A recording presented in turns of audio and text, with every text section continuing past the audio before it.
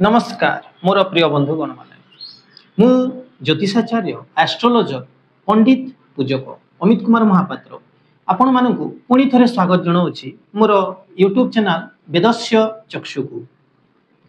आज आम एक कॉमन समस्या विषय आलोचना करवा जहाँकि हेउछि विवाह रे विलंबता और तार कारण विषय चर्चा करवा। ताहले चलंतु बंधुगण आउ बेसी डेरी न करी आमे विवाह रे विलंबता विषय रे जानिबा और तार कारण विषय रे चर्चा करवा। एमितिरे तो ज्योतिष शास्त्र रे विवाह रो विलंबतार अनेक गुड़िया कारण दिया हिछि। सेथि मध्यरु आमे गोटिए मुख्य कारण मांगलिक दोष विषय रे आज चर्चा करवा और तार कारण विषय रे जानिबा। ज्योतिष शास्त्र रे एक विधि अछि जहाकु कि सुदर्शन पद्धति बोली कहा जाए।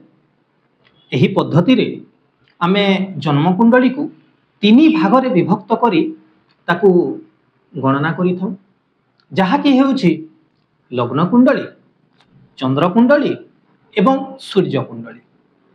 एही तीन कुंडली मध्यरु आमे मुख्यतः दुईटी कुंडली को प्राधान्यता देइथाउ जहाँकि हेउछि लग्न कुंडली एवं चंद्र कुंडली।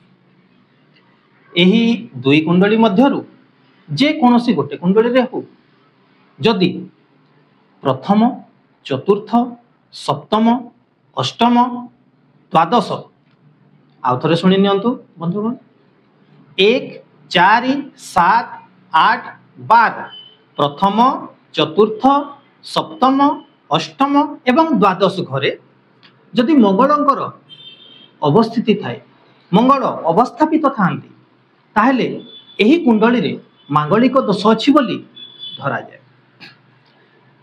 जो कुंडली रे मांगलिक दोष थाए सेही व्यक्तिंकर विवाहटी निश्चित भाव में विलंब होय विवाह रे अनेक समस्या देखा जाए।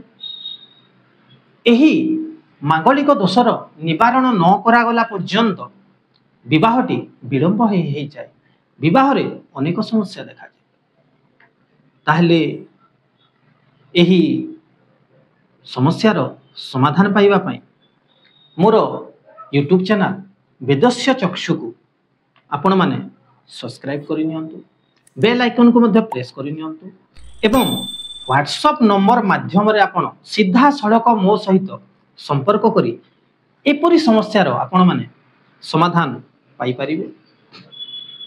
एपरी ज्योतिषीय वीडियो आपण माने देखिबा पई चाहुचंती कि जदि चाहुचंती ए चैनल को सब्सक्राइब करी बेल आइकन को प्रेस करि नियंतु।